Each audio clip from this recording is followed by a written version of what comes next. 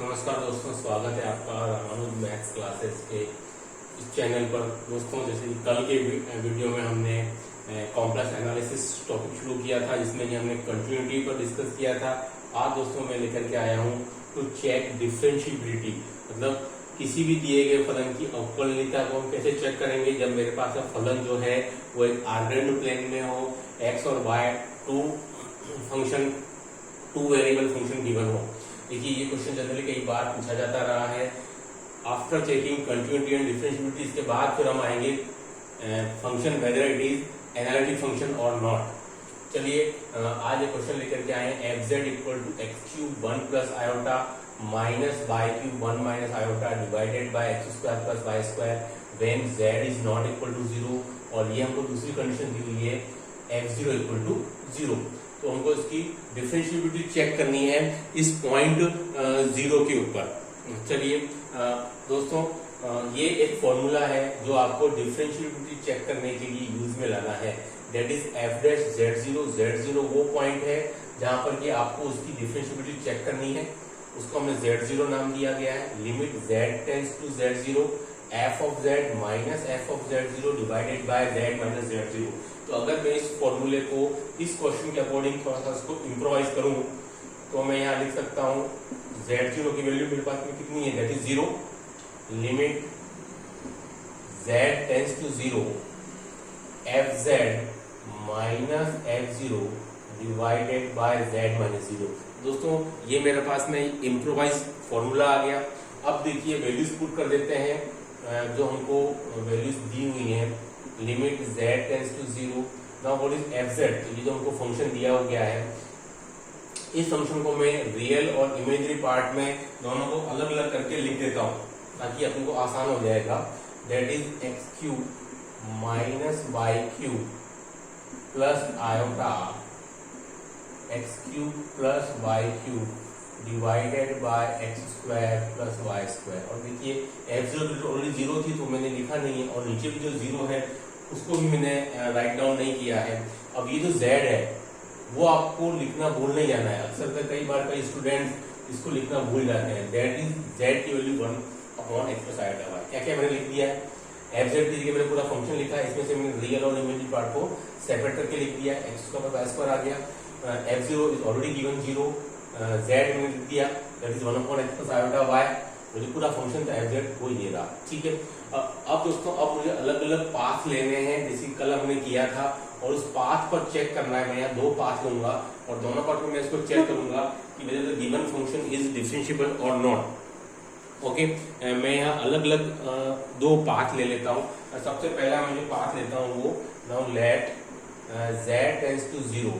Now let z tends to 0 y equal to x। हमने ये path ले लिया है z tends to 0 and that is the y equal to x, ठीक है। इस टाइप का मैं एक पाथ ले रहा हूँ और उसके बाद मैं चेक करता हूँ, ठीक है। तो देखिए अब मुझे क्या मिलता है, that is f dash x हो जाएगा मेरे को, कि मैंने अब क्या ले लिया है यहाँ पर y इक्वल टू x ले लिया, और यहाँ पे लिमिट क्या आ जाएगी मेरी, लिमिट आ जाएगी मेरी that is x tends to 0।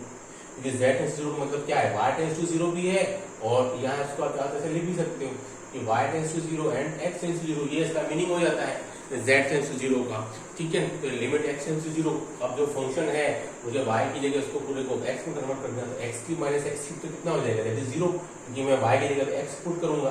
तो ये वाला जो मेरा टर्म है वो 0 हो जाएगा, प्लस का iota x cube plus x cube, तो ये कितना हो जाएगा मेरे पास में 2x क्यूब, और डिनोमिनेटर में बच जाएगा 2x square into 1 upon X plus iota x. कुछ इस प्रकार से हम इसको आगे इसको लिख पाएंगे।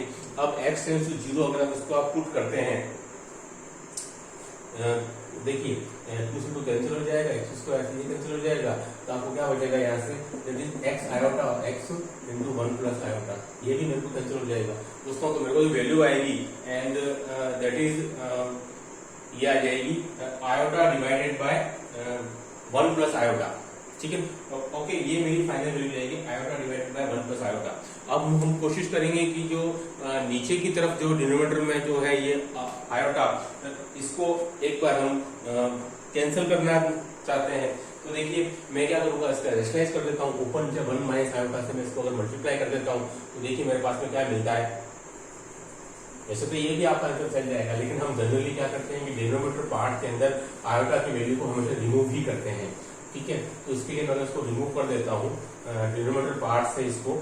तो मेरे पास में क्या आता है, that is F dash X equal to iota into 1 minus iota, और यहाँ पर 1 प्लस आयोटा और 1 माइनस आयोटा, ठीक है। तो आयोटा 1 माइनस आयोटा और ये कितना हो जाएगा, 2 हो जाएगा, क्योंकि आप आइडेंटिटी लगा देंगे ए प्लस बी और ए माइनस बी, तो दैट इज द वैल्यू मेरे पास कितनी आ जाएगी, 2 आ जाएगी, ठीक है। तो ये मैंने जो फर्स्ट पास किया था for y equal to X, इसके लिए मेरे पास में जो वैल्यू आई। अब देखिए हम नेक्स्ट दूसरा पास लेते हैं, second again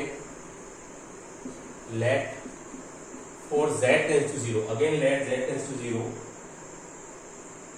along x axis. तो along x एक्सिस ले लेते हैं, तो हमारे पास ऑटोमेटिकली y की वैल्यू कितनी आ जाएगी, दैट विल बी 0।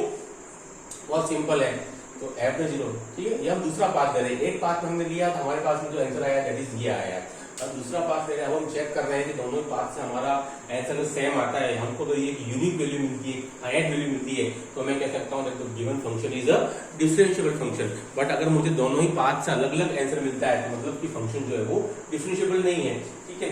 अगर टू ओके, तो y को 0, तो लिमिट हमको क्या मिल जाएगा, x टेंस टू 0। और आप इसमें जो मैंने फंक्शन लिखा था तो उसको अगर आप एक बार चेक कर लेते हो तो आपको ये बचेगा x cube plus iota x cube divided by x cube, ठीक है। तो limit of x tends to 0 उसमें वैल्यू पुट करेंगे यार, जहां y होता है वहां 0 देंगे, ये पूरा 0 हो जाएगा, ये भी 0 हो जाएगा, ठीक है। ये 0 तो ये 0, आपको ये बचेगा x क्यूब 1 प्लस आयोटा बटा x स्क्वायर, ठीक है। ये मैंने इसका मल्टीप्लाई करके इसको लिख दिया है, तो x क्यूब। तो मुझे यहाँ से क्या बचेगा, मैं जब इसकी वैल्यू पुट करता हूँ तो मेरे को जो फाइनल आंसर आएगा that will be 1 plus iota, ठीक है। मेरा फाइनल आंसर आएगा 1 प्लस आयोटा। अगर x में 0 पुट कर दूँ, x क्यूब कॉमन निकाल के ये मिला। तो आप देख सकते हैं कि एक बार तो मेरा आंसर ये आ रहा है, एक बार ये आ रहा है, मतलब मुझे दोनों बार अलग अलग डिफरेंट पाथ मिल रहे हैं, ठीक है। तो मैं क्या लिख सकता हूँ, since we obtain two different values, since we obtain two different values, ठीक है। hence given function is not differentiable at z equal to 0। बस हम ये कंक्लूजन में इसको लिख सकते हैं, since the given function is not differentiable at z equal to 0, ठीक है। बहुत आसान और इजी मेथड है। चलिए अब एक दूसरा एक और मेथड क्वेश्चन लेते हैं, जिसमें कि हम चेक करेंगे कि जो गिवन फंक्शन है वो डिफरेंशिएबल है या नहीं है। चलिए देखिए एक क्वेश्चन और ले लेते हैं जिससे कि आपको कंफर्म हो जाएगा। तो ये क्वेश्चन है, सेकेंड क्वेश्चन है आज का, that is F Z equal to X cube by Y minus iota X cube by y minus iota x divided by x6 plus y square when z is not equal to 0 and the second value is f0 equal to 0। ये मुझे दिया गया है, ठीक है। Okay, तो मैं इसका कोई फर्स्ट डिफरेंशिएबिलिटी के लिए फॉर्मूला लिख देता हूँ, f plus z0 equal to limit z tends to z0 और f ऑफ z माइनस का f of z0 divided by z। देखो दोस्तों, मैंने इसको थ्योरेटिकल पार्ट पर डिस्कस नहीं कर पाऊँ, जो बेस्ड एप्लीकेशन है वो उन्हीं को हम देख रहे हैं। तो वही वाली बात, f dash 0 and limit of z tends to 0, ठीक है। f तो ये मेरे पास मेरे क्या आ जाएगा, x cube y minus iota x divided by x6 plus y square, और ये तो 0 है मेरे पास में क्योंकि मुझे गिवन है, और into 1 upon x plus iota y। बस इस प्रकार की कुछ वैल्यू मुझे यहाँ से मिल जाएगी। अब देखिए मैं जो पाथ लूंगा दोस्तों, है ना, वो एक इम्पोर्टेंट चीज है कि मैं पाथ कैसे लूँ। तो पहला path first, for z tends to 0, now let मैं ले लेता हूँ y इक्वल टू mx, ठीक है। इस तरह का मैं कोई पाथ ले लेता हूँ। ओके दोस्तों, now for z tends to 0 मैंने एक पाथ ले लिया है and that is the y equal to mx मैंने लिया है। अब देखिए मुझे इसमें वैल्यूज कौन कौन सी मिलती हैं, ठीक है। दैट इज ये, तो लिमिट x टेंस टू 0 आ जाएगा, ये मैं y को mx लिख रहा हूँ, ठीक है।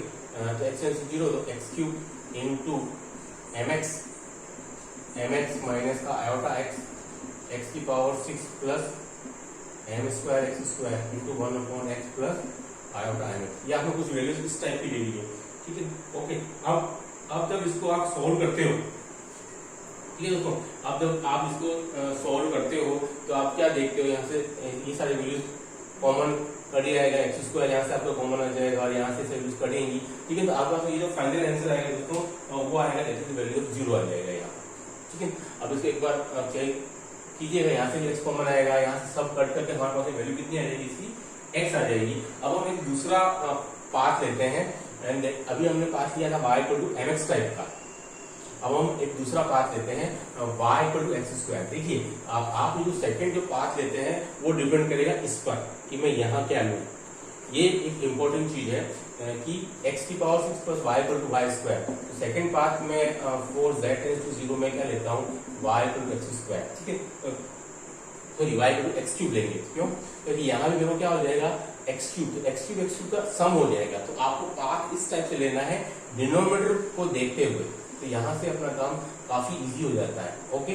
कि पाथ आपको इस डिनोमिनेटर देखते हुए लेना है कि यहाँ पर कितना है। तो मैंने y equal to X cube लिया था कि ये भी x6 है और ये भी मेरा कितना हो जाएगा x6, दोनों मेरी वैल्यू सेम आ जाएगी, इसीलिए तो ये आ जाएगा limit of x tends to 0 और x क्यूब तो y की वैल्यू x क्यूब और x cube minus iota x6 plus x6 into 1/x plus iota x cube. ये मैंने सारी वैल्यूज यहाँ पर पुट कर दी है। अब आप देखिए जब इसको आप लिमिट पुट करोगे तो आपको क्या मिलता है, तो देखिए यहाँ से आपको जो वैल्यूज मिलेगी दोस्तों वो आएगी -1/2 आयोटा, कुछ इस टाइप की आएगी, ठीक है। मैं इसको पूरा सॉल्व नहीं कर रहा हूँ, तो आप देख सकते हैं एक बार हमको वैल्यू 0 मिली थी, एक बार -आयोटा/2, तो दोनों बार हमको जो डिफरेंट वैल्यूज मिली थी, ठीक है। तो हम ये कह सकते हैं that the given function is not continuous और is value of 0। I hope कि आपको आज हमने ये जो दो एग्जाम्पल बताए वो आपको समझ में आए होंगे। Please do like share and subscribe channel, आगे भी इसी प्रकार की वीडियोस हम डालते रहेंगे। Okay, thanks.